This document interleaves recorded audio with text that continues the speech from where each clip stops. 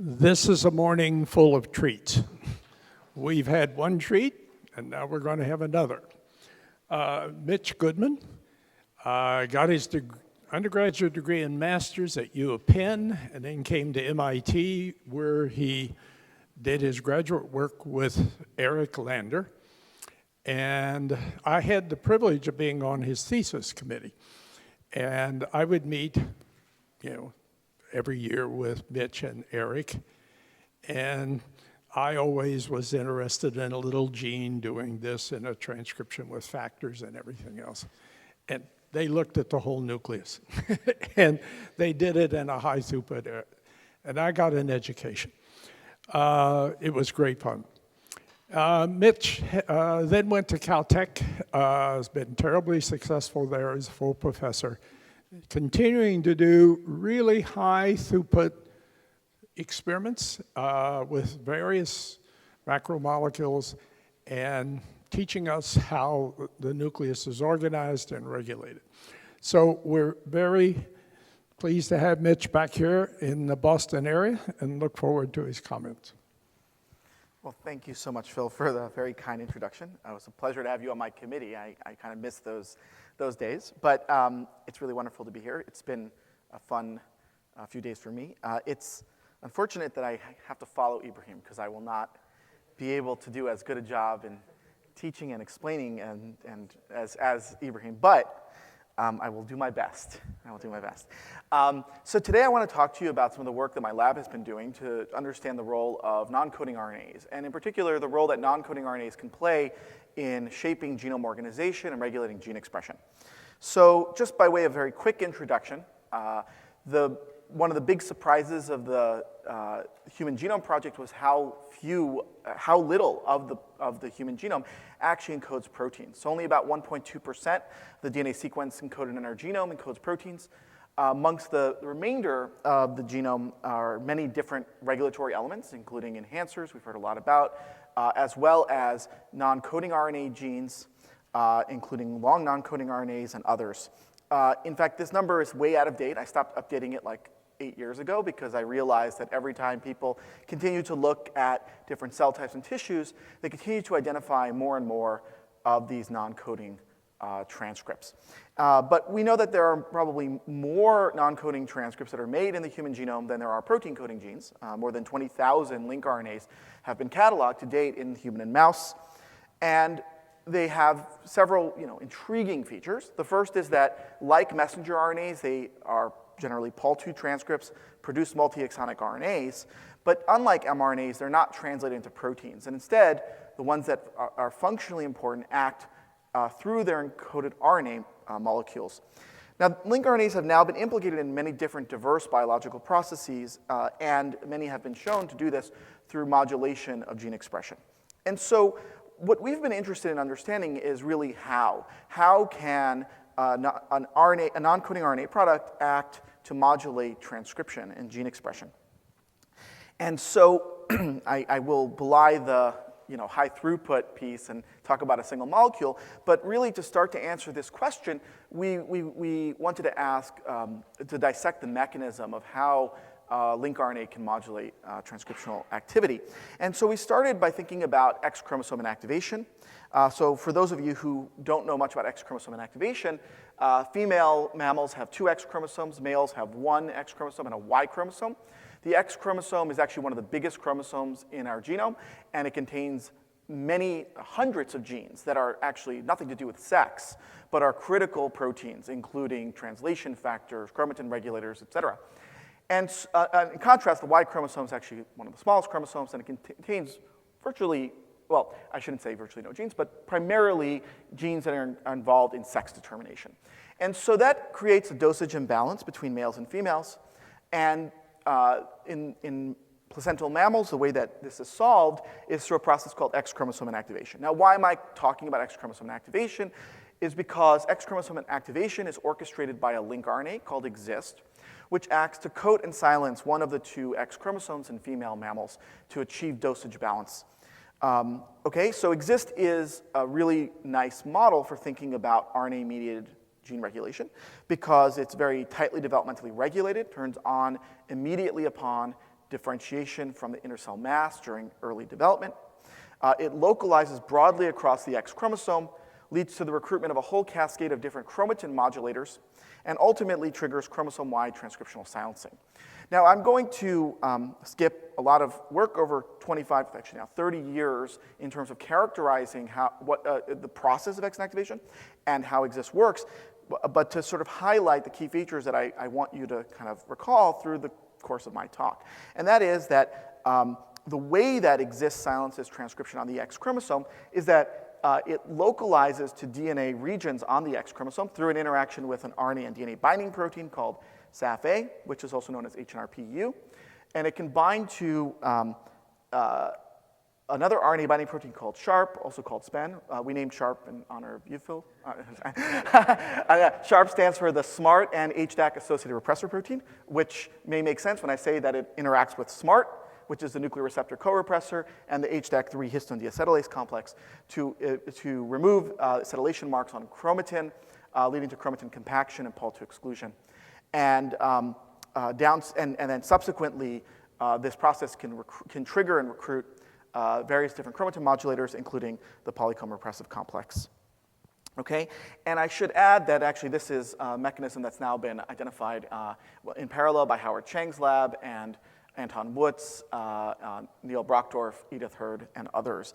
So this is now very clear as the trigger for how this RNA can mediate transcriptional silencing.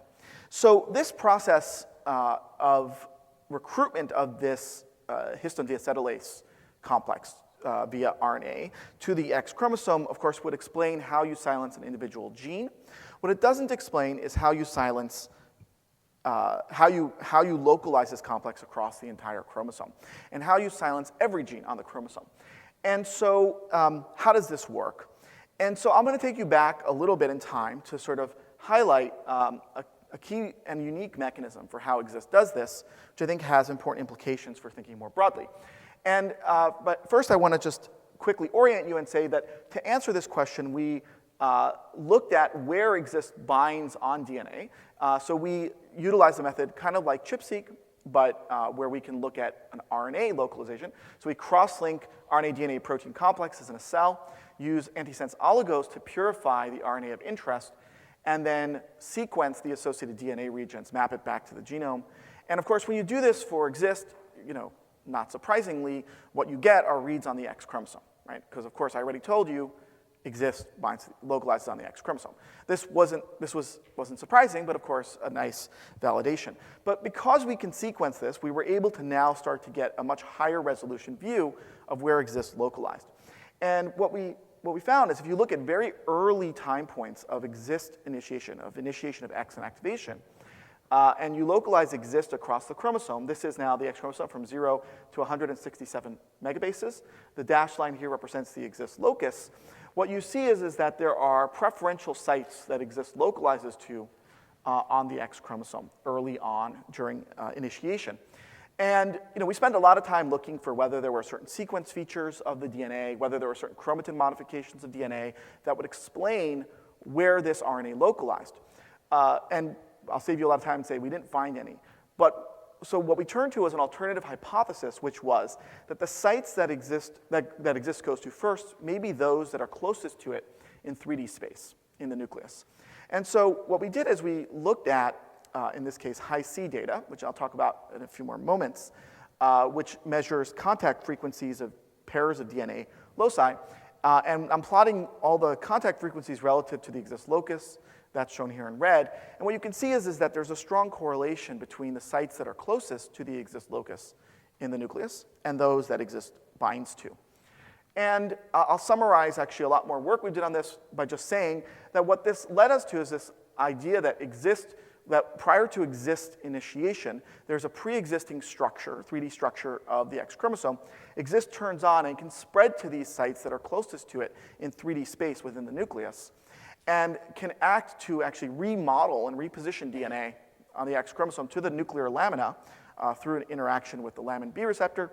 and by doing so can change the topology of the X chromosome to enable the RNA to access additional sites on the X chromosome that were previously inaccessible, such that you can think of it sort of like a ratchet. If you pull one part of the chromosome, right, another part becomes more accessible. And so by doing this, right, EXIST can now, once again, spread through three-dimensional diffusion to these sites that are proximal to its locus, and continue this to iterating until it can actually coat and ultimately silence each of the genes that are on the X chromosome. And of course, this silencing happens through this silencing complex, this sharp smart HDAC3 complex that I told you about earlier.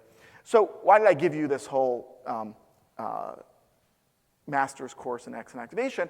Was because what this picture sort of suggested to us was a potentially more general mechanism for how RNA may work. And the reason for this is that if you sort of abstract out the principles that I told you a few moments ago, the EXIST RNA forms this high concentration territory through three-dimensional diffusion on the X chromosome. This is actually something that's shared by many RNAs because the process of transcription of an RNA can create these high concentration territories where the RNA is highest near its transcription locus, and as you get farther and farther away, would actually become lower in concentration. Now, of course, this is true for an mRNA too. It's not unique to a non-coding RNA, but remember, unlike an mRNA, non-coding RNAs are functional immediately upon transcription, and therefore can act where they're made. So if you think about an mRNA, right, mRNAs are made in the nucleus but have to be exported into the cytoplasm, translated on ribosomes. And so even if the proteins they encode act in the nucleus, they have to be re-imported and therefore diffuse through the entire nuclear volume to find their cognate target sites. Okay? Now, imagine for a moment that, in fact, this RNA compartment, this high concentration territory of RNA, can form a high affinity interaction with a diffusible protein, such as this blue protein here. Then you can imagine that this RNA can effectively seed this localization of this protein into a specific spatial territory within the nucleus. Okay? And so based on this idea, and in fact, I should just reiterate that this is exactly what EXIST is doing, right? It seeds a high concentration territory on the X chromosome and binds directly to this sharp smart HDAC3 complex and changes the equilibrium concentration of this diffusible protein to now be localized at high concentration on the X chromosome. And so based on this, we postulated a few years back that perhaps this may be a more general role for many other non-coding RNAs, and that non-coding RNAs may act to more generally partition spatial localization of the nucleus, to create sort of different compartments of potentially different sizes that can act to enrich different protein complexes and even DNA regions within specific territories and potentially partition them from each other. And so we were really interested in testing this idea. And I should, before I get into sort of how we started testing this idea, I want to point out that, of course, this idea that RNA may be involved in nuclear organization is not a new one. Actually, it goes back quite a while. The earliest I know of is actually to Sheldon Penman's lab here at MIT. Sheldon Penman I had never met, but I obviously know his work very well and heard that he passed away recently. But his lab showed, through many nice studies back in the late 80s, early 90s, that disruption of RNA can actually lead to large-scale perturbations of nuclear structure. And these are some EM images from their papers. This is our artistic sketch of it to make it a little easier to see. But basically, normally you have this, very clear these what you might now call clusters of what are dense DNA and protein regions in the nucleus. This is the nucleolus. When you treat with actinomycin, which blocks transcription, or with RNase, you get these large-scale perturbations. And while this was obviously very pioneering work, it was, I would say, controversial, in large part because, what specific RNAs were involved in this process, and more than that, what specific nuclear structures were being impacted really wasn't clear. And that's in part because we didn't actually have a good picture of these different components. Okay?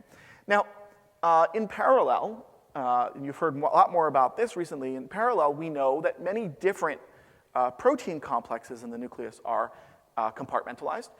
from large compartments to small compartments. So for example, this is an image of mRNA splicing factors, and what you can see is that they form clusters or compartments in the nucleus where you have high concentration of these splicing factors relative to other regions. These are compartments that are known as nuclear speckles and have been known about for more than 30 years. And more recently, even these smaller compartments that Ibrahim also showed earlier, and that Rick and the Tijan Lab and others have characterized, consist of, for example, clusters of RNA polymerase, various transcription factors, mediator, et cetera. And where within each of these clusters, you can contain dozens of different molecules of each of these individual factors. Okay, so we now know that many different regulatory proteins can be compartmentalized in the nucleus. But one of the key questions, or the three key questions that I'll throw out there and that I will address to some extent in my talk today is what molecules are present within these compartments? That is, we know that, for example, these speckles contain various splicing proteins, but what DNA, RNA, and even other protein complexes are contained within them? Similarly, for these transcriptional condensates compartments, what other proteins are present within each of these compartments, and what DNA molecules may be present in them, and RNA molecules may be present in them as well. What drives organization of these compartments? Now, we've heard a lot about phase separation, and I'll talk about phase separation as well at the end, but really what seeds the high concentration needed to actually undergo a phase transition at each of these individual specific locations. And then finally, or even organization that's not phase separation, I should say. And then finally, what are the functional roles of actually compartmentalizing molecules, DNA, RNA, and protein molecules in space in the context of gene regulation and other nuclear functions? So to start answering these questions, what I want to do is take a step back and ask you the following question, which is, how do we actually measure spatial organization in the nucleus? So you've heard over the last few days about some imaging methods. You've heard, I believe, a little bit from Leonid about some sequencing-based methods. So I'm just going to give you a quick overview and say there are two primary ways that are used, right? Sequencing approaches and imaging approaches. So sequencing approaches are primarily based on proximity ligation. And they have the feature that they can provide us with a genome-wide picture, a high-resolution genome-wide picture of the pairwise contacts that DNA makes. Okay? In contrast, microscopy has the beautiful feature of you can actually see where molecules are.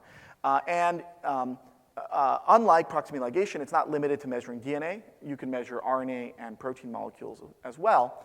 But the converse, well, I would say the limitation is that it's generally, with some exceptions, limited to looking at a small number of molecules simultaneously at more limited resolution than can be achieved by sequencing-based approaches. And so what we wanted to do was sort of develop a method that would allow us to sort of integrate the benefits of these two different approaches.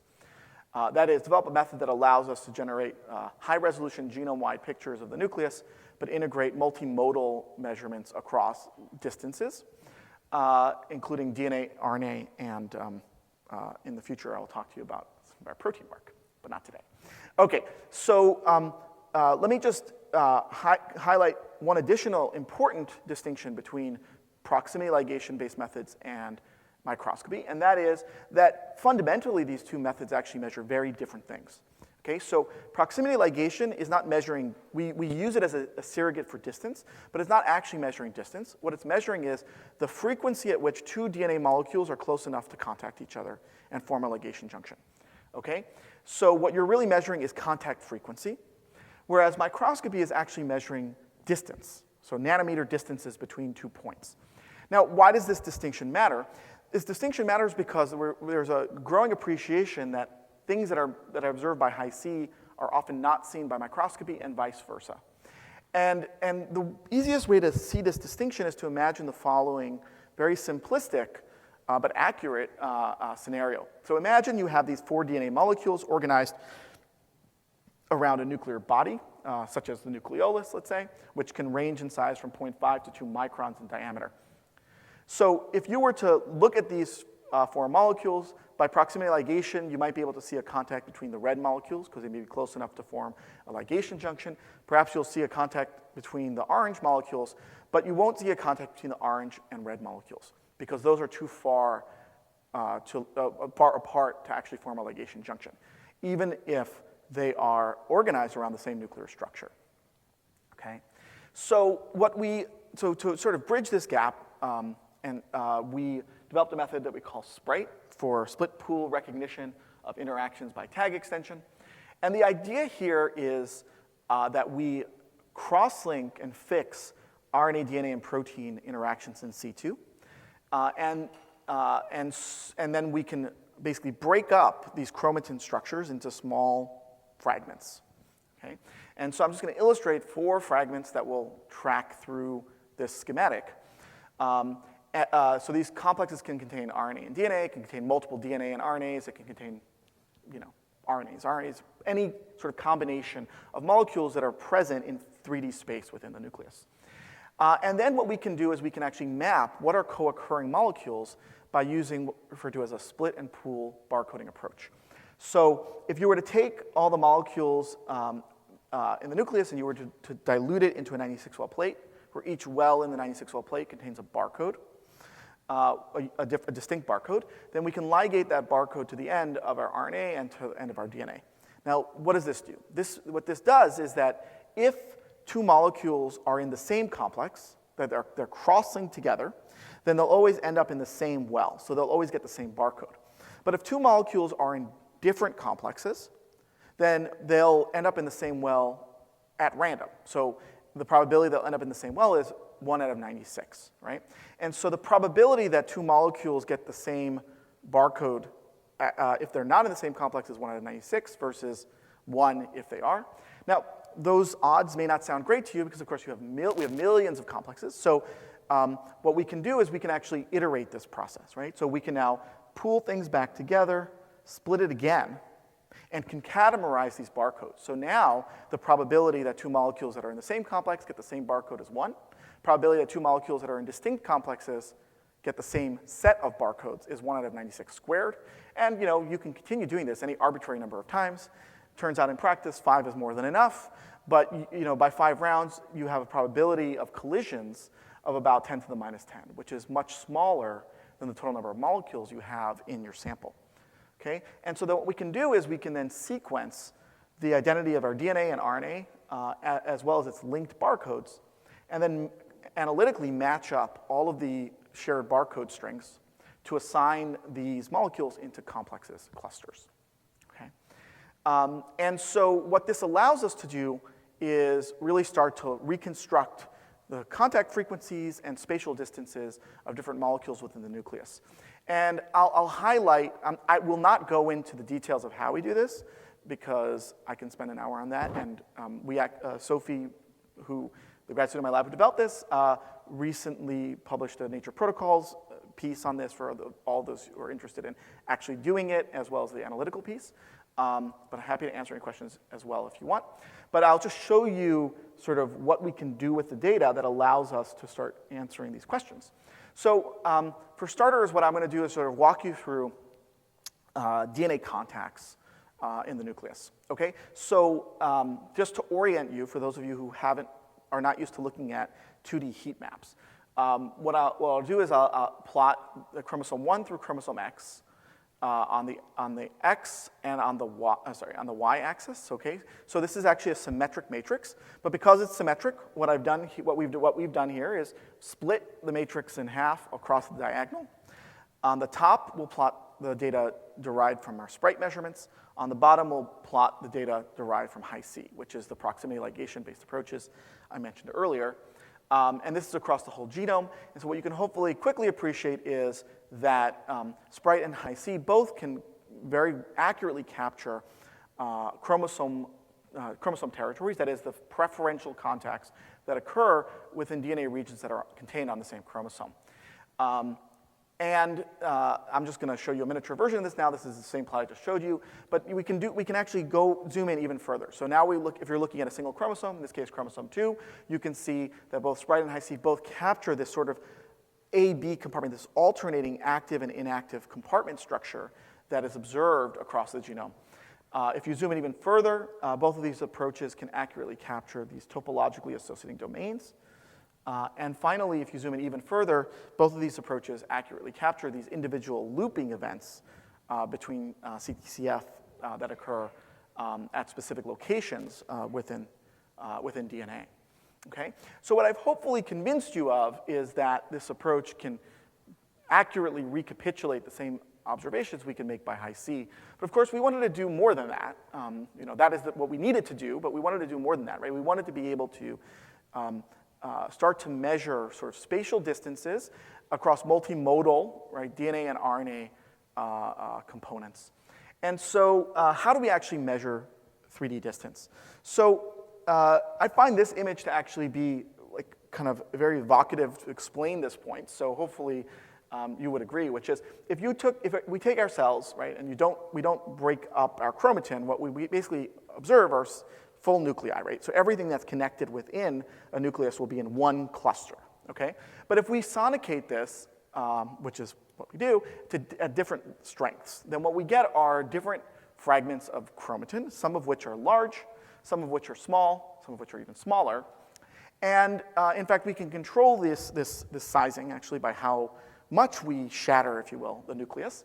And if you imagine this and think about this sort of like a picture, right? If I took a picture and I smashed it with a hammer, right? Things that are, if I take big shards, things that are pixels that are contained within those, on average will be farther apart. If I get very small shards, pixels that are within them will be very close together. This is true for clusters of chromatin too.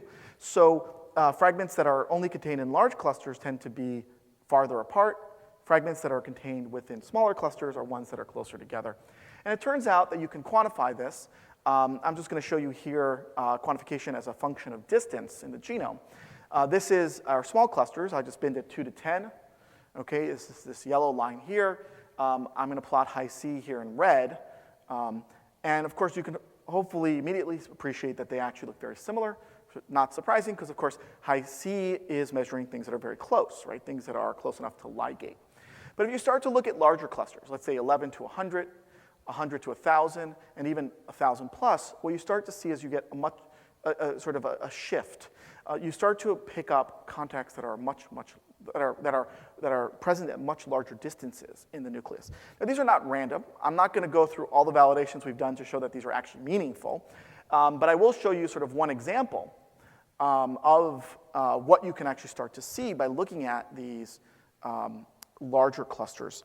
So here I've just split, I'm plotting chromosome 12, 13, 14 through 19, split across the small clusters, 2 to 10, versus the large clusters, in this case, 1,000 plus. And what you can see is that if you look at these small clusters, right, all your contacts are pretty much contained within a chromosome. But when you start to look at these larger clusters, you actually start to observe these highly non-random patterns of interchromosomal contacts. And in fact, these are not, as I said, not random. They actually form these, at a gross level, these two very highly interconnected hubs, where regions that I'm plotting here in blue are all interacting with other regions within blue, and the red are all interacting with other regions with the red, but you have no interactions between the blue and the red. Okay? And to oversimplify, the blue regions tend to be enriched for gene-poor and transcriptionally inactive regions of DNA. The red regions tend to be enriched for highly gene-dense, Pol2, highly gene-dense and transcriptionally active DNA regions. And to just jump to the punchline, because I'm not going to go through how we got to this exactly, I'll just say that what we found is that these two hubs actually correspond to the nucleolus, so DNA that's organized around the nucleolus, which is the inactive hub. So these are actually inactive RNA Pol2 and gene-poor regions of DNA, and DNA regions that are organized around nuclear speckles, which are gene-dense, Pol2-dense, highly transcribed regions of DNA. And that these sort of two poles, if you will, sort of organize and anchor DNA organization at a global level in the nucleus. That is, that regions in between are actually organized based on their relative transcriptional activity in terms of proximity to a nuclear speckle versus the nucleolus. Okay? And so as I said, these two sort of spectrums can actually overall shape how DNA is actually packaged in the nucleus. But of course, this is a very high-level view of the nucleus. Obviously, a lot more is happening at very fine levels. And, let me just take a quick detour. You know what, I'm not even going to explain this and just say, since I get asked this a lot, it'll be a shameless promotion and just say that we have developed a single-cell version of Sprite, for those of you who are interested, which we recently published. This approach works exactly as I described a moment ago, except that we do, in this case, 2 split pool steps. The first one is we permeabilize individual nuclei, do split pool barcoding to tag DNA within a single cell. And then we sonicate to do spatial barcoding within an individual cell using subsequent rounds of split pool. And then we can identify both cell identity and structural structure organization within each cell. And what's nice about this approach, because we can do it in single cell, because we can do it by split pool, we can do thousands of single cells. And I believe in our recent paper, we did, I think, 4,500 single cells, which means even if you want to do an ensemble measurement, you can do a single cell measurement, simply aggregate the data, and deconvolute as needed or as interested. There are some practical features, actually, of using these multi-way approaches like Sprite relative to the single cell high-C, both in terms of the fact that you get higher resolution per cell, but also in that when you're looking at sort of an ensemble measurement,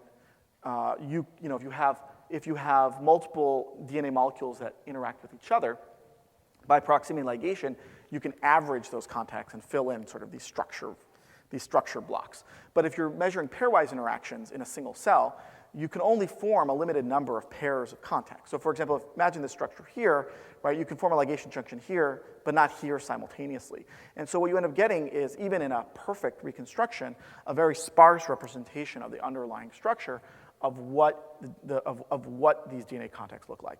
But because we can measure these multi-way contacts, we can actually fill in these sort of both higher resolution at a DNA level, but also higher resolution at a structure level of what these contacts look like. And that allows us to reconstruct TADs and even loops at the single cell level. This is just an example of sort of an individual cell where we can actually recapitulate very nicely the underlying structure within our ensemble measurements. Okay, so that was a shameless plug if you're interested in single cell stuff, because people always ask me. But coming back to sort of the main feature, what I want to talk about, which is about RNA. And so as I told you a few moments ago, right, we can measure DNA structure, we can measure sort of higher order arrangements of DNA in the nucleus. But what we were really interested in, where I started this, was telling you about the role that we were interested in, the role that RNA can play in shaping nuclear organization. And so because Sprite allows us to measure RNA and DNA organization, we can actually measure RNA-DNA contacts. So the first thing I want to do is just show you that, in fact, we can accurately measure RNA-DNA contacts. I told you about EXIST, which localizes on the X chromosome. You can appreciate that EXIST localizes on the X chromosome. And not only that it localizes on the X chromosome, but it localizes specifically to the inactive X chromosome and avoids the active X chromosome. Okay? And similarly, if you look at U1, the snRNA, it localizes broadly across the genome. Similarly, MALAT1, which we and others have shown previously. And these are not random sites, but actually correspond to Pol2-dense active genes, which is precisely where you would expect U1 and MALAT1 to localize. Okay? But in addition to sort of RNA-DNA contacts, we can also measure RNA-RNA contacts. So here, what I'm just going to show you is the translation-associated ribosomal RNAs, 18S, 28S, 5.8S, and 5S, versus the spliceosomal snRNAs, U1, U2, U4, U5, and U6. And each of these lines will represent either an individual pre-mRNA or an individual mature mRNA. Okay? And so what you will hopefully appreciate is that for pre-mRNAs, they're enriched for the spliceosome. They're depleted for the ribosomal RNAs. This is true for each individual pre-mRNA. And similarly, or conversely, I should say, the mRNAs, the mature mRNAs, are enriched for the translation-associated ribosomal RNAs, depleted for splicing RNAs. okay, which is exactly as you would expect given the functional roles of these molecules. Now, this may not be surprising to you. We can talk about other RNA interactions, but I wanted to sort of highlight why we trust that we can accurately measure these types of interactions at high resolution. So sort of integrating these different pieces that I've told you, we can measure DNA contacts, we can measure long-range contacts as well as size based on their associated cluster size information. We can measure RNA-DNA interactions and RNA-RNA interactions. We can use these data to start to build 3D models of spatial organization of the nucleus from these data. And this is just a zoom in, for example, of one region of our model. This is the nucleolus demarcated by the 45S pre-ribosomal RNA and specific DNA regions that are organized around it, in this case, regions on chromosome 15 and 18. And you can see that they actually correspond very nicely with what you observe by microscopy. And in fact, there are correlations between the distances, the relative distances we can measure by Sprite versus what we measure by microscopy are quite good. Not just for the nucleolus, but for many other features. And you can see similar, this is our structure where exist localizes, which is consistent with many of the features we know about in the context from microscopy. Okay? So now that we can accurately generate these 3D global models, we wanted to come back to our question, which is, does RNA play a global role in spatial organization? So the first thing we looked at was the localization of all of these different lincRNAs that are expressed in this cell type, and contrasted it to mRNAs. And we put this on this, this scale we're calling Chromatin Enrichment, which is how much of the RNA is stably retained on DNA. And what you can hopefully immediately appreciate is that there's a clear distinction between lincRNAs and mRNAs, right? LincRNAs tend to be enriched and retained on chromatin relative to mRNAs. Now, there are some exceptions. For example, some of these red dots shown here and some others. But if you look at sort of what some of these look like, you can see, so this dot here is exist, right? It's enriched on the X chromosome. This one here is KCNQ. It enriches on chromosome 7. This one here is MALAT1, which localizes across the genome. And then if you even look at the ones that are exceptions, such as NORAD, which is enriched in the cytoplasm, it's multi-translational regulation, therefore depleted on chromatin, right? It doesn't localize near its transcription locus or anywhere else on DNA, right? It's primarily localized in cytoplasm. So this picture sort of pointed us to this common feature where many different lincRNAs actually are enriched near their sites of transcription. And looking at this another way, right, in sort of, if you will, this is the 3D model I alluded to earlier. The gray here represents DNA, each of the individual DNA points. These colored blobs, someone referred to them as jelly beans, use what you want, represent individual RNAs that are enriched at these DNA sites in 3D space. I'm showing you a few of them to highlight. So this is, for example, PBT1, KCNQ. Basically, the examples I showed you here is that each of these enriches slightly different sizes, but over a very defined three-dimensional territory within the nucleus.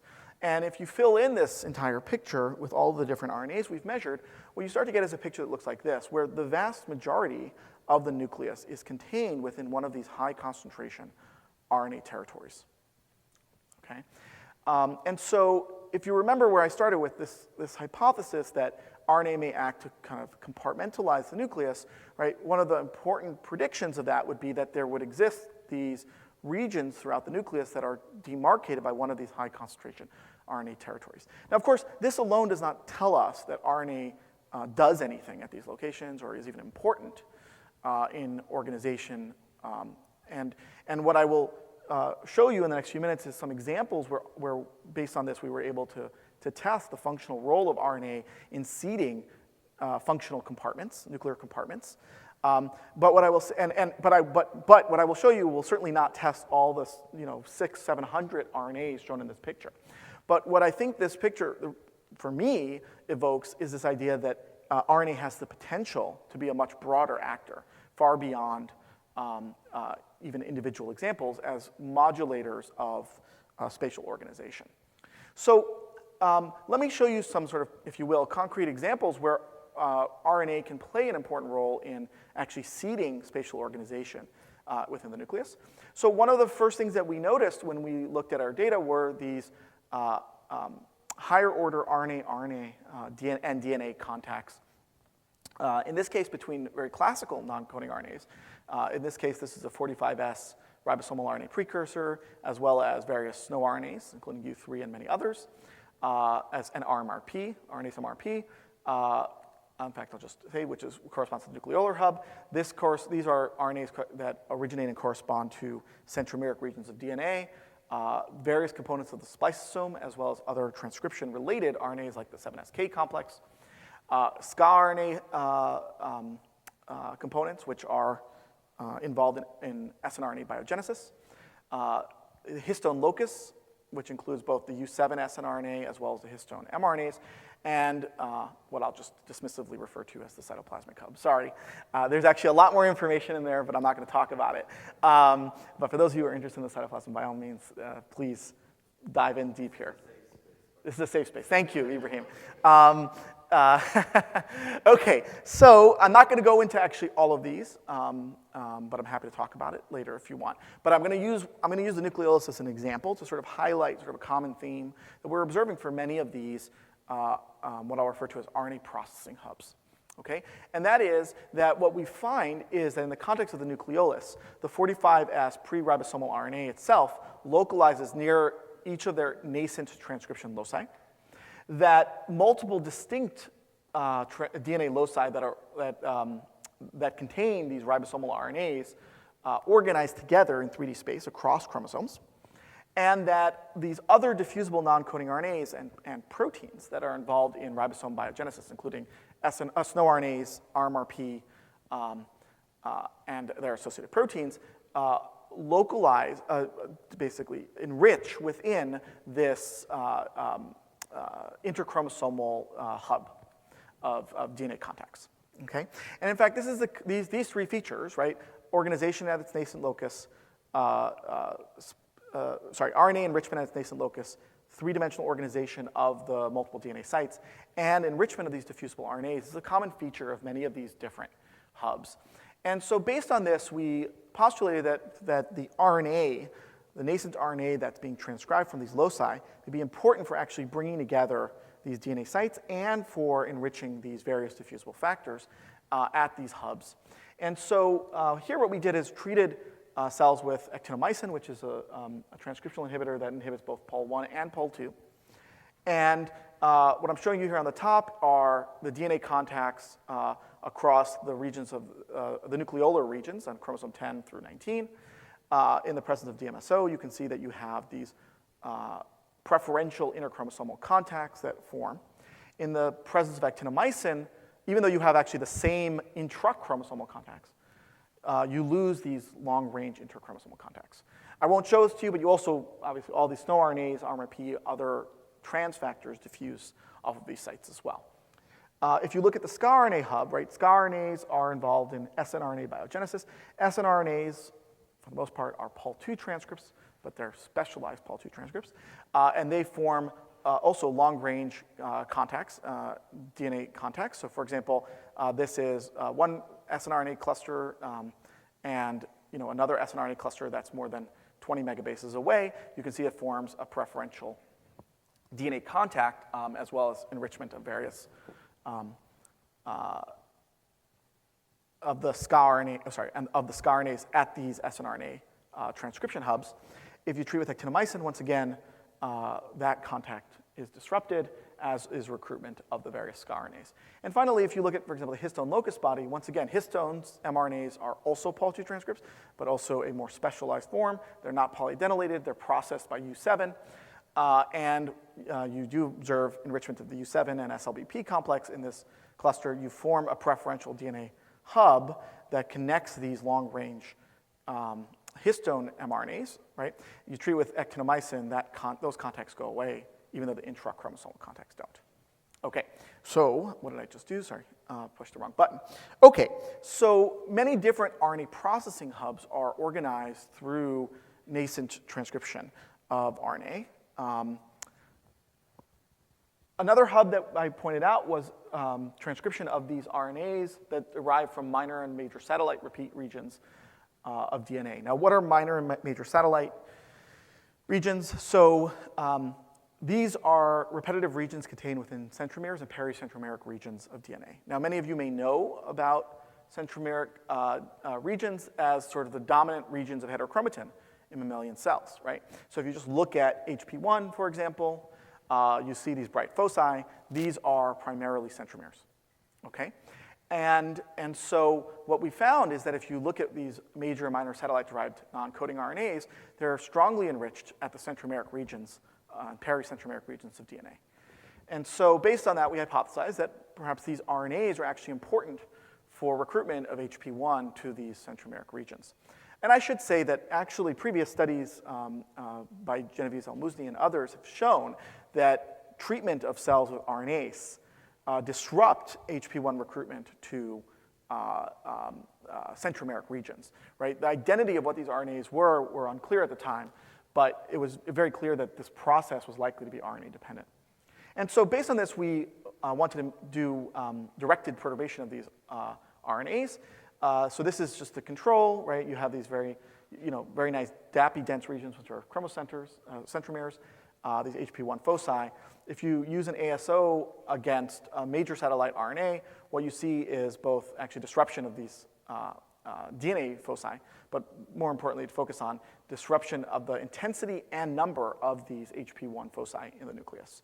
Okay, and this is just a quantification across 80 different cells for the number of HP1 foci. And similarly, if you disrupt the minor satellite RNAs, you once again observe a disruption of the DNA structure, but also in the number and intensity of HP1 localization over these DNA sites.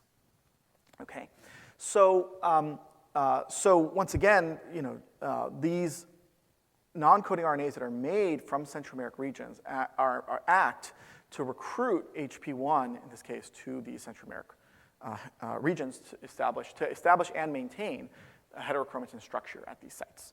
Okay, and so one final example that I want to talk about is coming back to, I told you I would come back to it, but it's coming back to this complex, this sharp-smart HX3 complex that I told you about in the context of X and activation. And one of the things that we noticed is that when we did super resolution imaging of sharp in a male cell, so a cell that doesn't have an inactive X chromosome, what we observe is these very clear compartments where you have preferential enrichment of sharp at specific locations, but not at others. Okay, because sharp is an RNA binding protein, we thought, well, perhaps the formation of these compartments is dependent on the ability of this protein to bind to different RNAs, and so as I said, so sharp is. I'll tell you more about the protein later.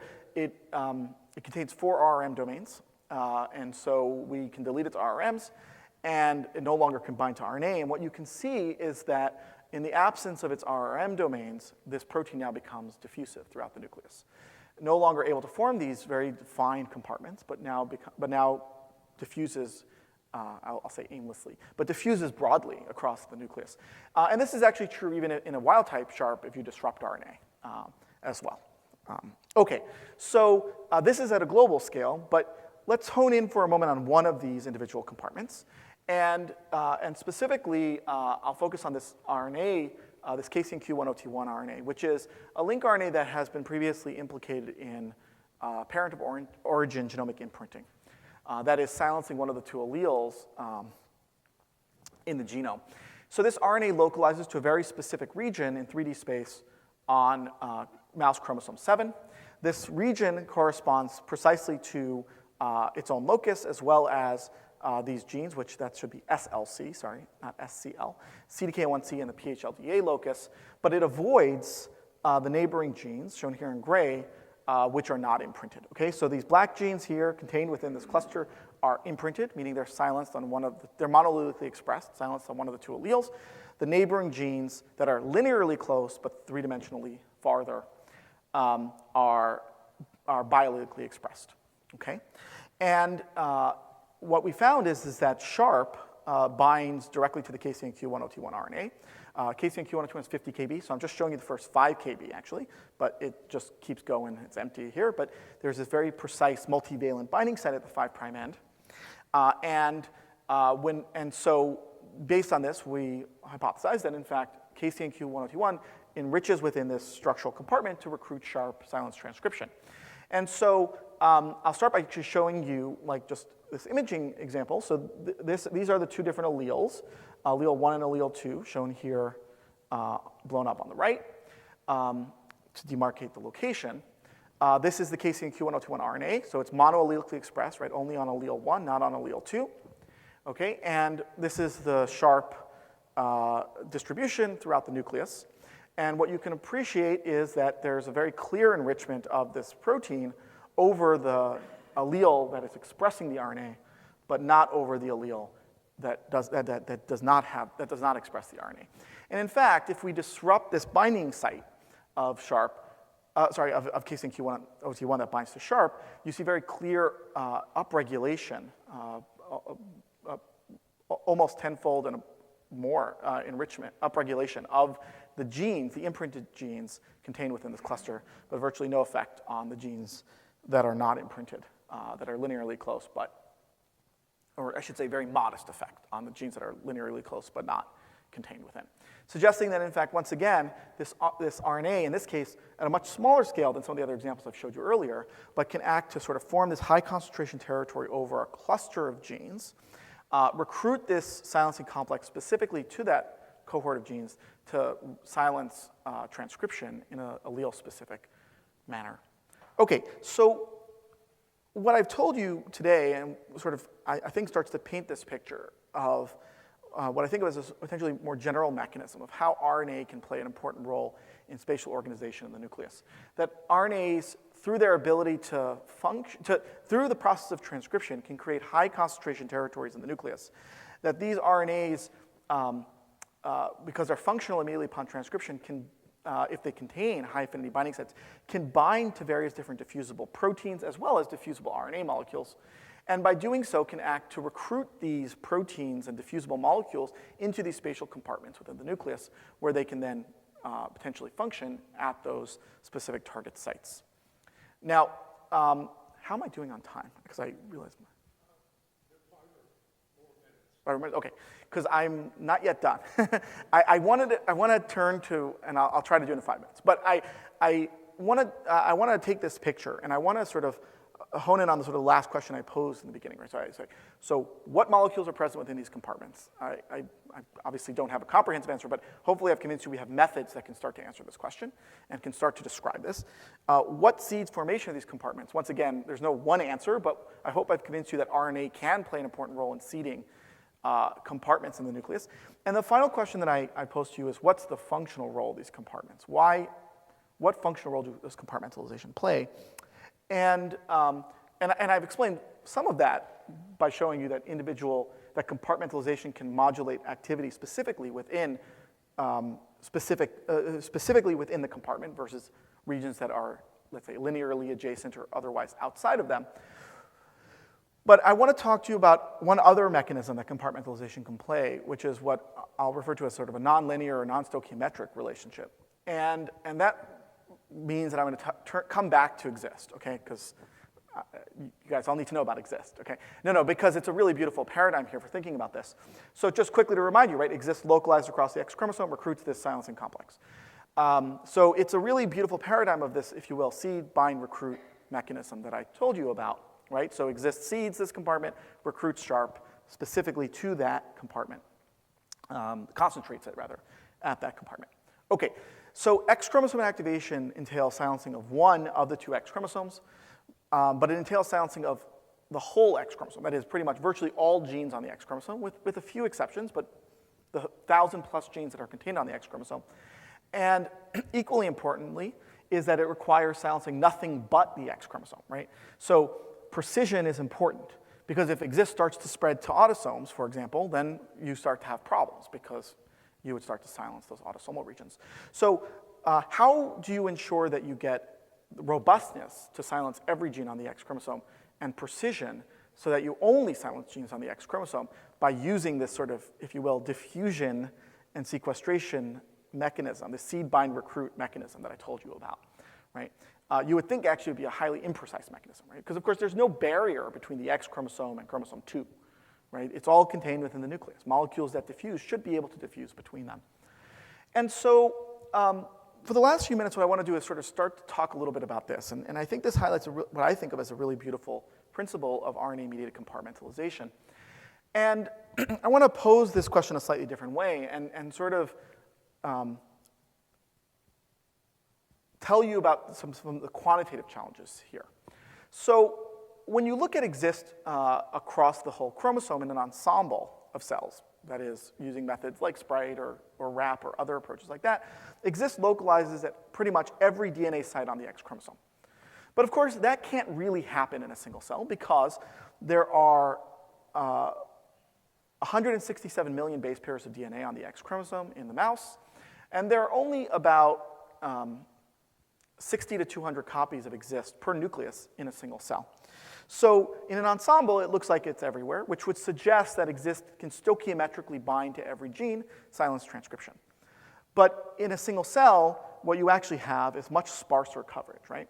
Where exist is present at a given snapshot at very discrete sites on the X chromosome, and where you have approximately 1 RNA molecule per million base pairs of DNA.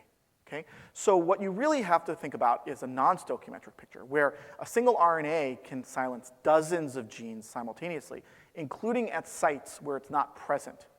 Okay? So how can an RNA silence dozens of genes, even when it's not physically localized at those target sites? And this was the question we too were pondering. And this is actually a more generally interesting question because one common feature of lincRNAs is that they tend to be more lowly expressed, right? Exist is thought of as highly expressed, but it's actually very lowly expressed for what it does. But lower expression is actually often a common feature of many of these RNAs. So how can a lincRNA that's expressed at low levels actually modulate the activity of a larger number of target genes than its copy number? Okay, so what we thought about is sort of 2 possible models. The stoichiometric model, where exist binds to sharp at each of the sites on DNA and in that way acts to silence transcription. And the other is a non-stoichiometric model, which is that exist nucleates at individual points, but then can recruit a larger number of repressor complexes to the X chromosome. And these 2 models make quantitative predictions, right? Which is, so for example, the stoichiometric model, then you would expect as time progresses, and you would expect that the ratio, the change, the slope, if you will, of the rate at which sharp accumulates versus the rate at which exist accumulates should be constant. Whereas in the non-stoichiometric model, the rate at which sharp accumulates relative to the rate at which exist accumulates should increase. So sharp should increase at a greater rate than exist does. Okay? And in fact, if you measure exist and sharp across time of induction, what you see is that in fact it does follow a nonlinear trajectory.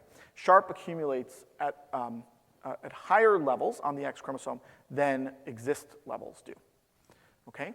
And this is just another way to look at this. This is sort of the endpoint, if you will. This is the nucleus. These individual spots here are exist. Green here is sharp. And you can hopefully appreciate immediately that sharp is present at sites on the X chromosome, even in between those regions that exist localizes at. So sharp accumulates at higher concentrations and localizes at positions on the X chromosome that are not demarcated by exist.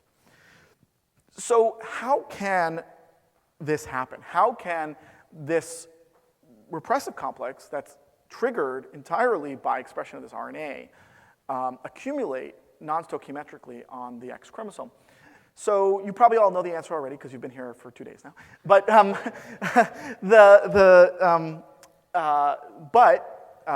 me tell you a little bit about sharp, okay? So I already told you it has these 4 RM domains. So sharp is a 400 kilodalton protein, so it's a pretty massive protein. It has 4 RNA binding domains and then a Spock domain, which is what binds to SMART and HDAC3. And then the vast majority of the protein is contained within these largely unstructured regions or IDRs. You all know that many different proteins with IDRs can undergo concentration-dependent phase transitions. And so based on this, we hypothesized that may be what's happening. We couldn't purify sharp because it's a massive protein and has a lot of other problems. So what we did instead is we expressed it under a doxin-inducible promoter. We can titrate its concentrations in cells that don't have an inactive X chromosome. and asked the simple question of, if we, do we see the formation of concentration-dependent foci? And in fact, if you just titrate no dox to 1x dox, you can actually start to observe that as you increase the concentration of this protein, you actually start to, if you will, transition into these condensate-like structures, okay? Suggesting that, in fact, Sharp can form concentration-dependent assemblies, okay? And in fact, these concentration-dependent assemblies are dependent on its IDRs. So for example, this is the full-length wild-type Sharp. These are just pseudo-colored by size, so you can actually observe fission and fusion if you really want to stare hard enough. Maybe Ibrahim can spot them. But if you delete the IDRs, actually this diffuses, okay? So now you no longer form these compartments, these condensates, but the protein itself diffuses throughout the nucleus, okay? So one last sort of in vitro type experiment before I talk to you about the function, and just to say that we can rescue this diffusion. This is the delta IDR. So if we fuse, if we add the IDR region from the FUS protein to this delta IDR, which can undergo homotypic associations with itself, we can actually rescue the formation of these concentration-dependent foci, suggesting that in fact, homotypic associations of this protein are sufficient to drive these foci. That will come in handy in a few moments when I tell you a little about the function, but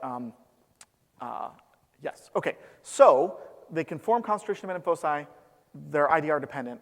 We can rescue them with a orthologous, heterologous IDR. Okay, so how does this affect X and activation? So if you look at full-length Sharp, right, it normally forms this high concentration territory on the inactive X chromosome. I'm just going to quantify on the right here. If you delete the RRM domains, right, the protein can't bind to exist, so it no longer forms that high concentration territory on the inactive X. If you delete the IDRs, it also no longer forms that high concentration territory on the X, okay? Actually have similar quantitative phenotypes. If you express this FUS fusion to the delta IDR, now it can actually, once again, rescue its localization, where now the protein can, in fact, accumulate on the inactive X chromosome simply by rescuing the homotypic associations. Okay? And similarly, if you look at silencing on the X chromosome, right, if we induce exist, normally we would get a monoallelic silencing. If we disrupt Sharp, so full-length Sharp, we get normal silencing of X-linked genes. We disrupt the RRMs of Sharp, we no longer get silencing. We disrupt the IDRs of Sharp, we also no longer get silencing. And if we express this fusion, where we can replace the homotypic associations, once again, we can rescue silencing on the X chromosome. Okay? So what this suggests to us is that, in fact, in the case of exist, it's not just that it can seed, bind, and recruit these different molecules, is that the exist RNA can seed a high concentration territory on the X chromosome.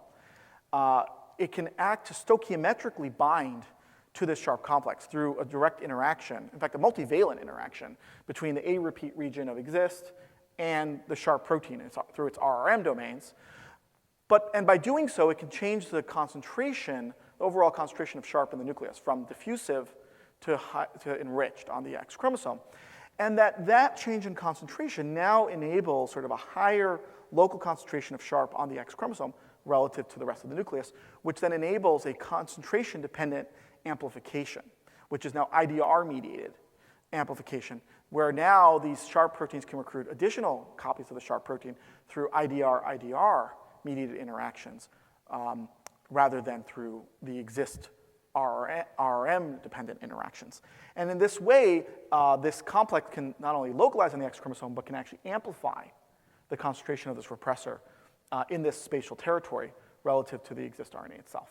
And so the way to think about this is that exist demarcates the location on the X, okay, that then can sort of drive accumulation in that territory, even though the RNA itself is not present at each of these sites. Okay, I will end. I will talk about this tomorrow. Sorry, I don't give an hour-long talk, so I totally underestimated. This was just me summarizing very quickly. You don't need my summary because you listened to me for an hour. But just to say that many non-coding RNAs can demarcate these spatial territories that, that many RNAs can share this common mechanism and that they can even drive non-stoichiometric regulation. And this is the most important slide. I really wanted to say a special thank you to Sophie, who was now a former graduate student in the lab who developed Sprite, starting as a rotation student.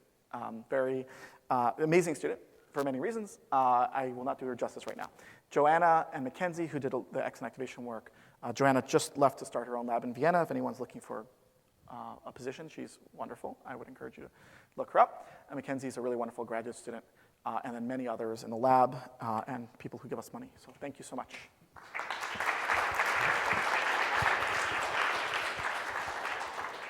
Thank you for a tour, a beautiful tour. So we've had a feast of methodologies to explore subcellular compartments and how they function, and we've just had a very integrated way to look at the whole nucleus. So let's have questions. Yes. Wait for the mic, please. I'm Shadi. I'm a postdoc in Daniel Yarosh lab, tutored by Luca from Stanford. And I'm trying to wrap my head around the condensate of Sharp. Because you can imagine that by having a condensate, you're increasing like a big blob of like recruitment of silencing complexes. And you can imagine that this will also affect nearby chromosomes. So how this actually confers specificity for the X chromosome rather than just like silencing nearby places? Well, it's wonderful that I did not plant him in the audience, but that is what I skipped over at the end. So it's exactly the right question, which is this mechanism would seem to imply actually a pretty non-specific strategy. And I'll use this opportunity to backtrack to something I didn't show, but just to say that that we wondered the same thing, and what we postulated was that actually it has to do with the level of transcription of the RNA, which can control, if you will, the condensate size, the spreading radius of this compartment. So in this case, what we can do is we can modulate exist levels through doxycycline. And if you titrate the levels of exist, right, you can see that it forms larger and larger compartments on the X. And this corresponds to actually spreading to farther and farther regions on autosomes. So like if you go to 3X dox, right, you have this very big compartment, you actually start to accumulate exist on autosomes. I mean, regions that are closest to it in 3D space, but still on autosomal regions. So that suggests that there is actually a regulatory mechanism that actually controls the expression of exist to kind of balance it, prevent it from exceeding a certain concentration where it would start to spread. And I won't use this opportunity to give a whole other talk, but I will just say that that feedback is actually controlled by Sharp itself. Because when you get too high, you actually accumulate enough exist over its own promoter that it actually turns off its own expression. And so it's sort of a feedback mechanism that kind of balances the two, right? Chromosome-wide silencing and specificity. Yeah. I'll leave it here. Questions? Over here? Wasn't there a question, or just you raised your hand to put your shirt on? Okay, back there first. Okay. Thank you. Hey, Mitch, great talk. So I guess I wonder, like in your Sprite, do you actually detect the LADs, like the interaction of LADs? Lamin domains? Yeah, lamin. So we do detect DNA that's associated with a lamin. Because we're not looking at proteins in these specifically, we don't have RNA markers of lamin specifically, so we can't define them as LADs based on this alone, right? But we do see DNA regions that are organized around lamin. You do see like enrichment of the contact between like those LADs. Hold the mic up so we can... You do see enrichment of the contact between LADs? We do see enrichment of DNA contacts that occur at lamin regions, yes. Yes, I have another question then, where you show that the transcription of the Central American region that somehow help recruit the HP1 beta. So I guess are RNA that's more likely to repeat sequences. I wonder like how do they selectively recruit like a HPV not other protein or anything? Right. Good question. I don't know the answer, but we are working on that. I don't know if HP1 is a direct binder to it or if it's sort of indirect, sort of like HDAC3 is recruited by exist via SHARP. We are working on that right now. We are purifying those RNAs to try to define the complex. But so I don't know the answer, but I too am curious. Thank you. Here next. Okay, no, I had a question over here. There, and then we'll go back there. Thank you. I'm sorry. Hello, thank you for a very nice talk. I'm Shumita from CTVP at Rice. I have many questions, but I'll ask one. So when you said compartmentalization driven by RNA from RNA molecules, do you have a subclass of compartments that you think are more affected by RNA, or is it in general? Because the one you showed, when you have actinomyosin D, you showed some compartments are lost. So do you see that a consistent effect throughout all compartments? Yeah, okay, great question. Okay, so ACT-D is a little complicated because most of what we can see there are sort of gross level features, right? Most of the intrachromosomal local structures aren't affected. Now, there may be multiple reasons for that, but the primary reason is because ACT-D is not a really potent Pol2 inhibitor, so most mRNAs are still present, even the nascent RNAs. Most of what we were able to get good reductions on are, Pol1 and some of those specialized Pol2 transcripts. So we do see some other structural changes, like the centromeric regions, for example, but I don't know if we would expect to see sort of global reorganization. So more specifically, a lot of the compartments I'm referring to here are not necessarily even sort of DNA structural compartments, but are protein, RNA, diffusible factor organization. And those, we would need potentially other methods to look at. So. Okay, but I was referring to high C compartments. Oh, the high C compartments, yeah. So we don't see effects on like AB compartments or, TADs or those kinds of inter-chromosomal contacts. No. Okay. And that's consistent, by the way. People have done that for high C. They've actually done many other drugs. For the most part, those seem to be fairly invariant. Okay, so when you say RNA forming compartments, you don't necessarily mean the high C compartment. No, I don't mean the high C compartments at all. Sorry. Yes, that's a poor choice of terminology on my part. Yeah. So not like AB compartments. I see. Okay. When by compartments, I mean like three-dimensional structures of DNA, RNA, and protein assemblies. Condensates more than DNA, RNA, protein assemblies. I mean, they can be condensates. They need not strictly be. They can be stoichiometric assemblies as well. I see. Okay. Thanks. Back in the back.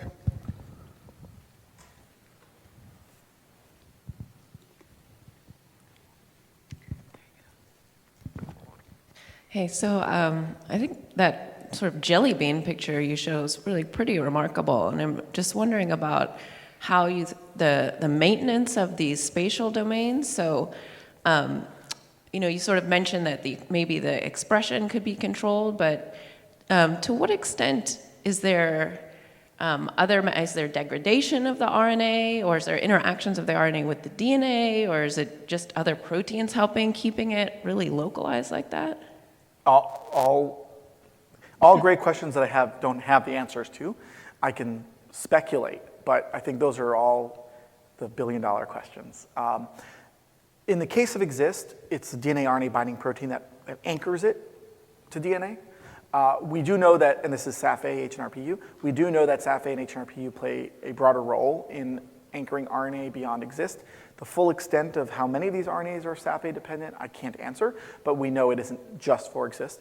There may also be other mechanisms, including potentially direct interactions with DNA, although I haven't yet observed real compelling evidence for that, but there are telomerase RNA obviously interacts directly with DNA. There may certainly be other, R loops or other sorts of interactions that certainly are possible.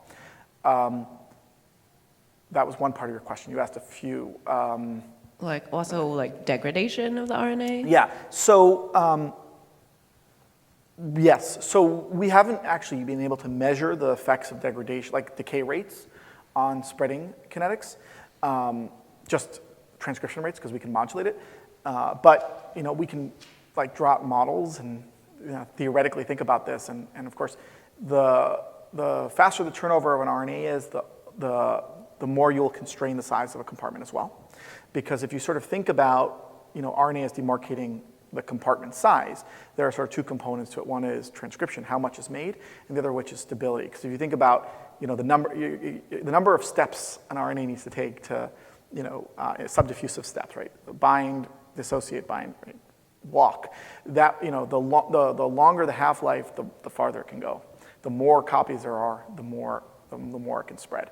So we haven't been able to test the degradation directly, but I would expect that that's another parameter that gets, if you will, titrated evolutionarily to control the size and range of these compartments. I want to take the privilege because I have the mic, and then we'll take you.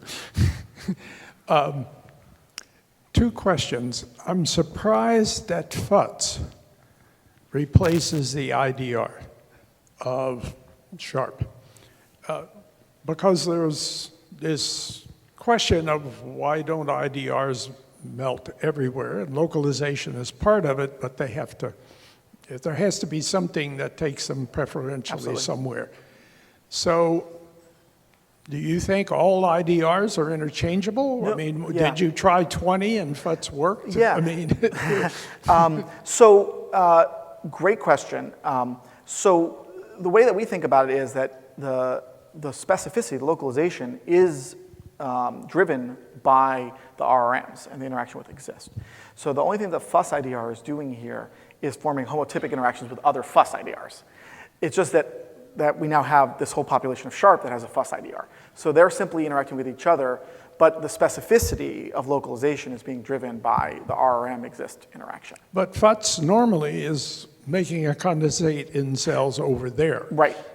There is no FUTS condensate in this cell other than the RDR excess. Well, I don't know that there are no other FUS condensates, but presumably, if you look at it without exist, right, it's pretty diffusive. There may be some local condensates, I'm not sure, but it's not enriched on the X. But when you turn on exist, you have that very high affinity C that now drives it. So it certainly can be forming elsewhere, but now once you form that high concentration, then you can have those sort of homotypic associations.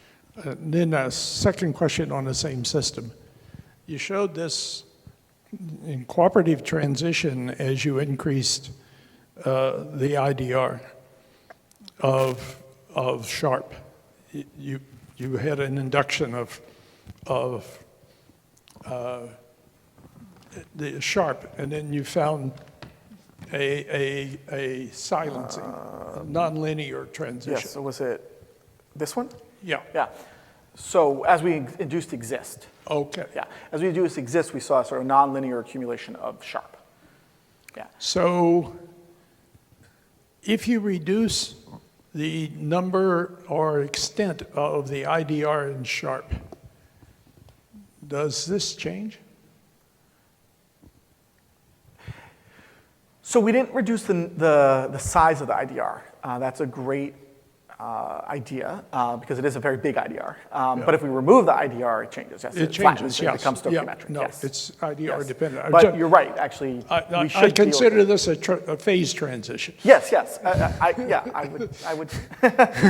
So I'm interested in how the extent of valency in that interaction absolutely. controls it, and the feedback system. Absolutely. And I will say that actually to that point, I say, the FUS IDR rescues the phenotype, but it doesn't fully rescue the phenotype. If you actually look closely, it doesn't get back to wild type levels. It reduces, it silences, but it's not quite as good as the endogenous, which almost certainly has to do with the valency, which is the valency of this IDR is almost certainly higher than the valency of the FUS IDR. Yes, please. You raised your hand. Hi, so this is a naive question and I haven't even formulated it yet, sorry. I know that in bacteria there are a small number of link RNAs, right? So what are they doing in bacteria? Are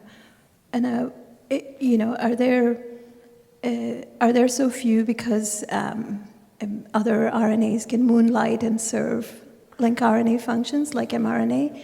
Can we learn something from what's going on in bacteria and about the core functions why you really, really, really need a link RNA? Yeah. Things like that. See, it wasn't well No, formulated. no, no. I mean, it's a great question. I mean, so first off, I should just say, I don't mean to imply that this is what all non-coding RNAs or all link RNAs do. Obviously, there are link RNAs that work in the cytoplasm. There are link RNAs that are trans. There are link RNAs, you know, like the SNRPs that are trans even in the nucleus. So obviously, the role of nuclear organization in bacteria wouldn't exist because they don't have a nucleus. But there are many other roles that non-coding RNAs in bacteria have been shown to play, including roles in the ribosome and translation. I'm certainly no expert, so I don't really want to speculate too much. But I think it's fair to say that the breadth of all the different kinds of regulatory roles that RNA can play of non-coding RNAs can play is quite enormous. In terms of the moonlighting role of mRNAs, I am incredibly intrigued by that as well. And that's something we've been thinking a lot about recently too. Not in bacteria, but it may very well be true in bacteria as well. But even in the context of higher eukaryotes and mammals, we've found nascent pre-mRNAs that can moonlight, if you will, have structured elements that act similarly as functional regulatory RNAs, in addition to their encoding a message. And in fact, I kind of even showed you one today, which is the histone pre-mRNAs, right? The histone pre-mRNAs are required for seeding the histone locus body, recruiting U7, SLBP, but it, of course, is a messenger RNA, right? It's translated into a histone protein. But I think that's, the tip of the iceberg, if you will. I think there's too much emphasis in your talk about nascent. I mean, the example you show here, this is a mature RNA. Oh, yes, yes. But I'm just making it a general statement that a lot of RNAs, after fully transcription, are retained locally. Absolutely, absolutely. And thank you for that. If I gave the wrong impression there, I apologize. I don't mean to imply that they're nascent. In fact, most of the RNAs in that jelly bean picture I showed you are stable upon transcriptional inhibition. So they're not necessarily nascent RNAs. But nonetheless, what I think of is that it's the process of transcription and, if you will, sequestration locally that allows them to accumulate and therefore form a high concentration territory. So there are examples where a nascent RNA can do this too, like in the case of the nucleolus, the histone locus body. But most of these link RNAs are actually quite stable. Yeah. Yes, please. Hi. So it is also a naive question. If you express exist from a just random chromosome, can it just repress or silence that specific chromosome? Yes. It does? Yes. Oh, that's pretty cool. There's old studies by many people, but I believe from Rudy Ganish's lab back in the day, and others showed that if you sort of move either the exist transgene or the X activation center to an autosome, it will basically get treated like an X. So if you can you totally reconstitute this dosage compensation mechanism in a Drosophila where dosage compensation? Oh, I don't know if you can reconstitute Drosophila. I don't know if anyone's done that. There is dosage compensation in Drosophila. Yeah, it's totally just very different. Yeah. But you can induce exist in a male cell and it will silence. The control element is at the level of exist induction. But if exist is expressed on chromosome 11, it will silence chromosome 11. Okay. Will it completely reconstitute it? Not exactly, because it very much depends on the spreading radius and the size of the chromosome. So shorter chromosomes are easier to coat. Longer chromosomes, you won't get across the whole thing. But to a first order, the answer is yes. The silencing mechanism will still play out. Thank you.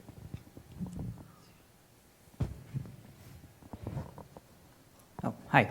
Great again. I'm Pradeep. I work in Professor Chakrabarty's group. I was again intrigued by the reaction diffusion model for how exist transcription actually leads to its spreading. So if exist gets transcribed and it spreads around by diffusion, and I don't know if this is true, but if there is no preferential direction that it actually diffuses, then it kind of would spread from a point in a spherical way. So presumably, once the exist concentration goes down beyond some threshold value at a boundary, that's when you would hope to stop to see, let's say, the nucleation of sharp.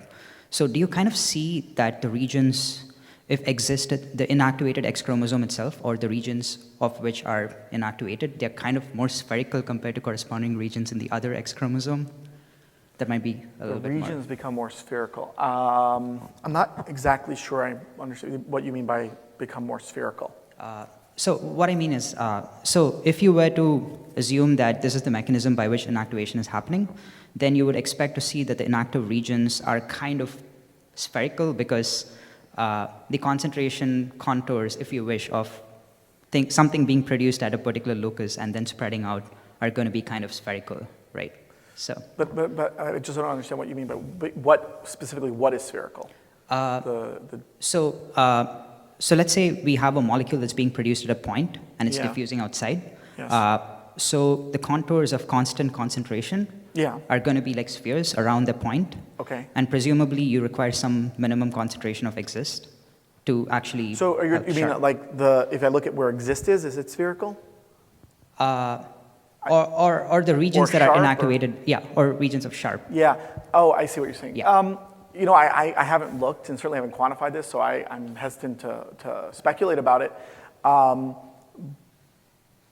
But yeah, I mean, I don't know. I mean, there's a little bit more going on here, which I alluded to but didn't talk about because it's not just that the RNA diffuses out, right? You also have active remodeling of the DNA to actually bring genes in. Mm-hmm. So it's not fully as simple as diffusion, but which plays an important role here as well, because what happens is the inactive X chromosome becomes anchored at the lamin, the nuclear periphery. So it sort of, I don't want to say it becomes like pancake, but it becomes more, if you will, flattened out on the surface of the periphery of the nucleus. But that's because there's sort of an active mechanism for recruitment. Gotcha. Thanks.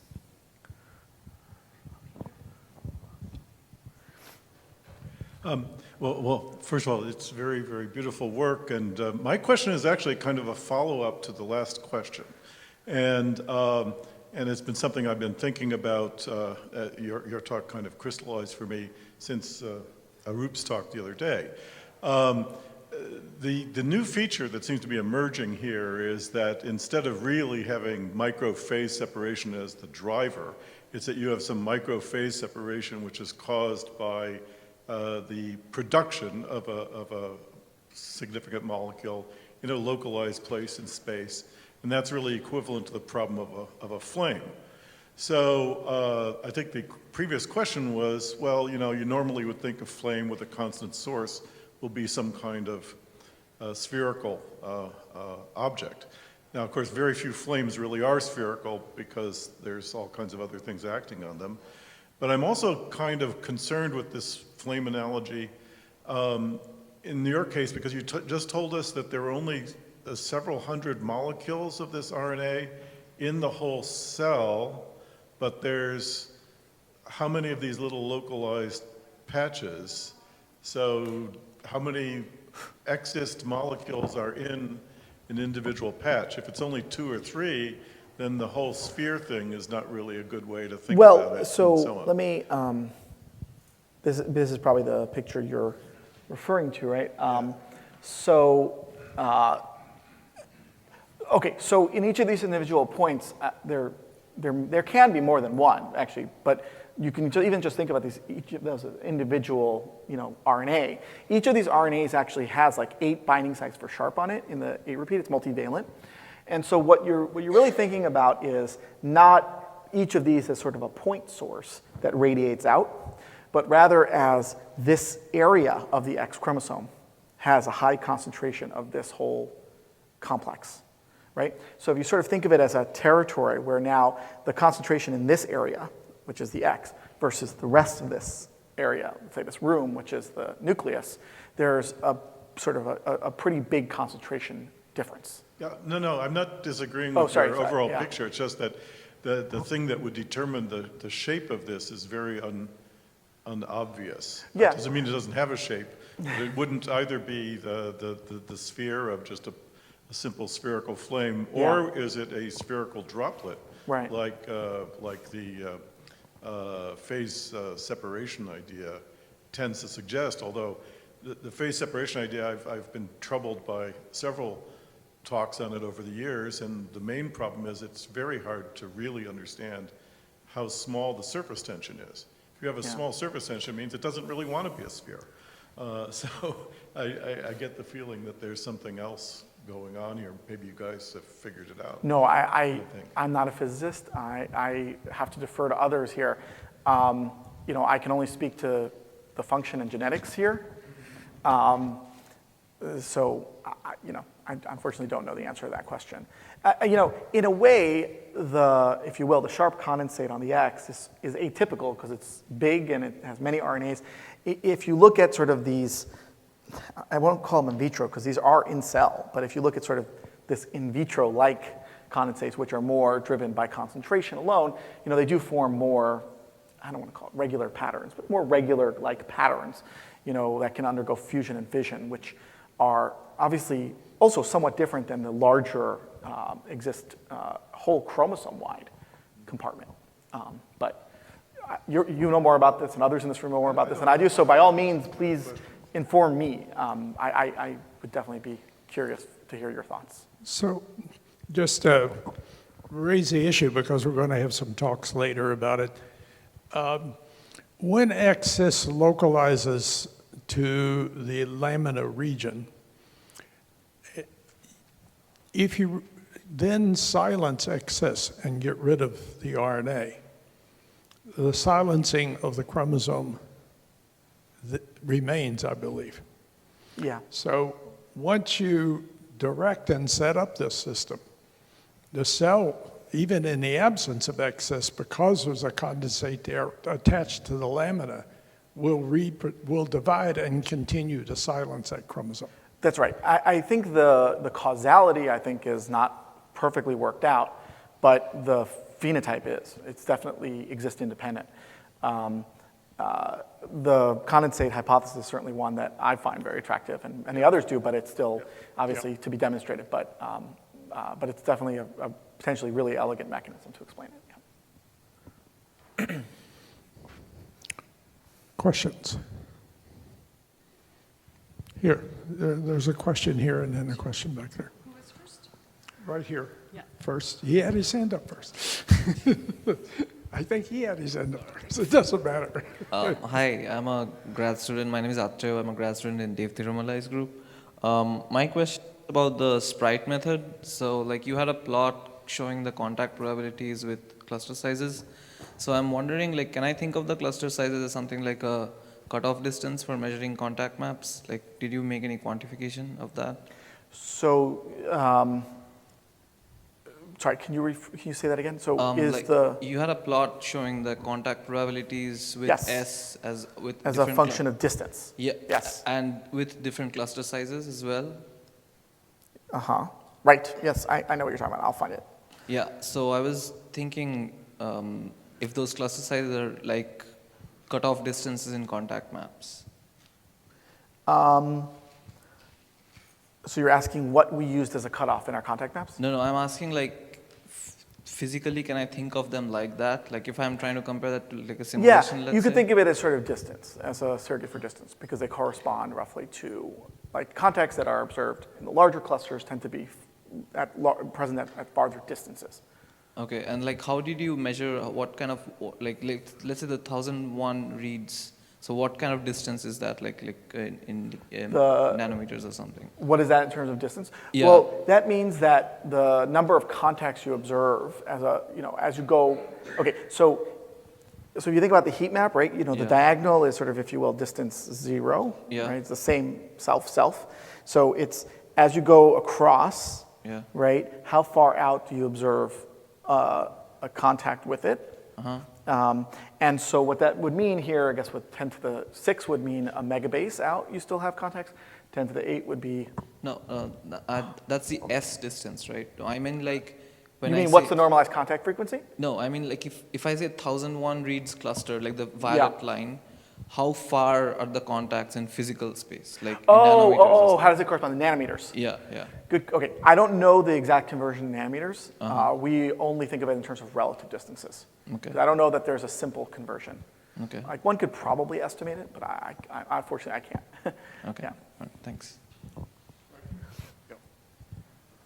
Yes, I'm Henrik, a grad student here at MIT in the Mrna lab, and it's perfect that you asked this question. We had the same thought, I think. It's because my question is really, do you have any kind of idea what the structures of these things that you're actually pulling down in this proximity ligation? I feel like it's the same thing with Hi-C. There's, you evoke this sort of argument about ligation and cross-linking. Do you have any understanding of what's going on there? Because I guess the contact radius for the individual ligations between the segments that constitute these large clusters is actually quite small, right?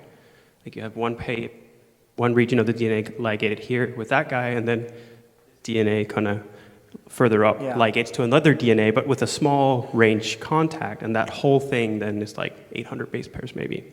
So my question is, do you have any idea what the structures are here, and how does it depend on the experimental protocol? Yeah. So I'm not sure I fully understand exactly, but we do have a sense of what these contacts are. So for example, a lot of these long-range contacts, these longer-range contacts correspond to organization around nuclear bodies. So things like the nucleolus, which is one of the easiest, most visible structures you can observe under the microscope, but yet aren't observed, for example, by Hi-C proximity ligation because they're very large. So actually, our 1,000-plus clusters tend to be enriched for the nucleolus, for example. The 100-plus clusters tend to be enriched for nuclear speckles, which are big but smaller.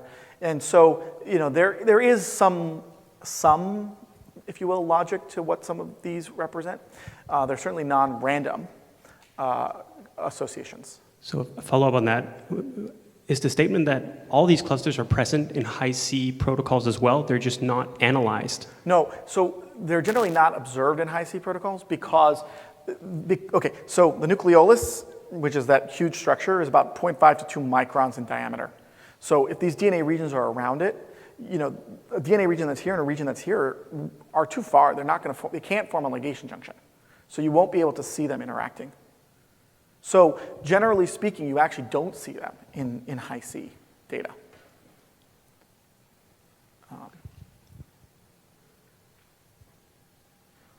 And for what it's worth, that's actually true for a lot of these nuclear structures that I sort of very quickly alluded to here, right? So, the nucleolus being one, but also, the scar-RNA hub, which is the Cajal body, often referred to as histone locus body, speckles, things like that, which are these long-range contacts, some of which are inter-chromosomal, some are intra-chromosomal, but long-range. Those are, well-characterized nuclear structures, but generally missed by proximity ligation because of the distance effects. Can I ask a question here? One of the things we've seen yesterday in Hi-C is that some Hi-C signal can come out of 2% of the cells, and the other, 98% is not looped in a particular way. These are the equivalent, if they're not single cell, of a collection like Hi-C. Is the data strong enough in each of these that you could possibly detect subsets of patterns if you do statistics on them with enough data? Yeah, great question. So I don't have a great answer off the top of my head because I don't know how sensitive we can go. I'm just not sure if we've done that calculation. But we have done single cell measurements, so we do know some of these features that are in fact heterogeneous between cell populations. And generally speaking, in those cases, you can kind of see both populations in the mixture state, but you wouldn't know that they were mutually exclusive or distinct states unless you were able to separate them by single cells. And the same is true actually for like the cell cycle. With our single cell data, we can phase the cell cycle. We know the proportions roughly of cells that are in each stage. You can kind of see those structures in our ensemble data, but it would be hard to separate it, statistically separate it unless you knew what those structures looked like. That's why we need single-cell data. Yeah, and we have single-cell methods now. but yeah. Okay. Question here. Hi, I think we're going to have to make this the last question. Okay, Because if you want lunch.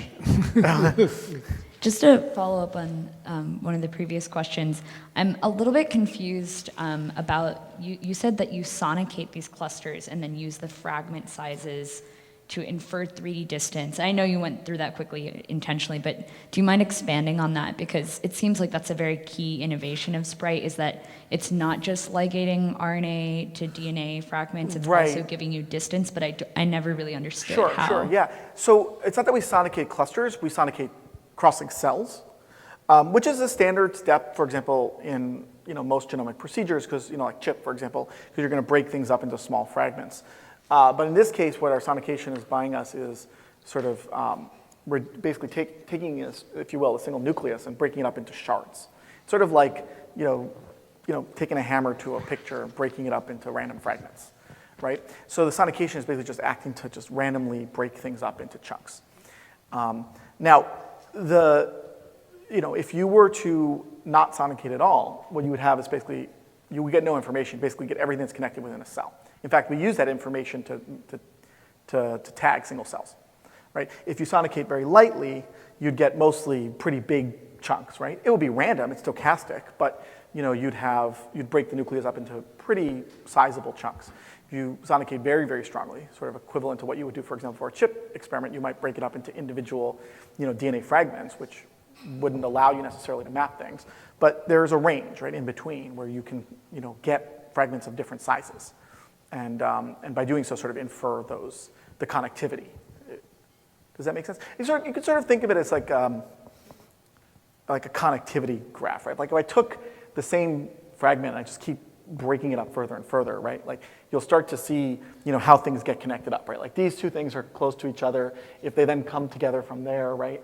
So if I break this up in half, I will see, two separate segments, right? One of which contains these two fragments that are closer versus these two fragments that are closer. Okay, thank you. Okay, thank you, Mitch. Let's have a round of applause. Wonderful talk and lecture.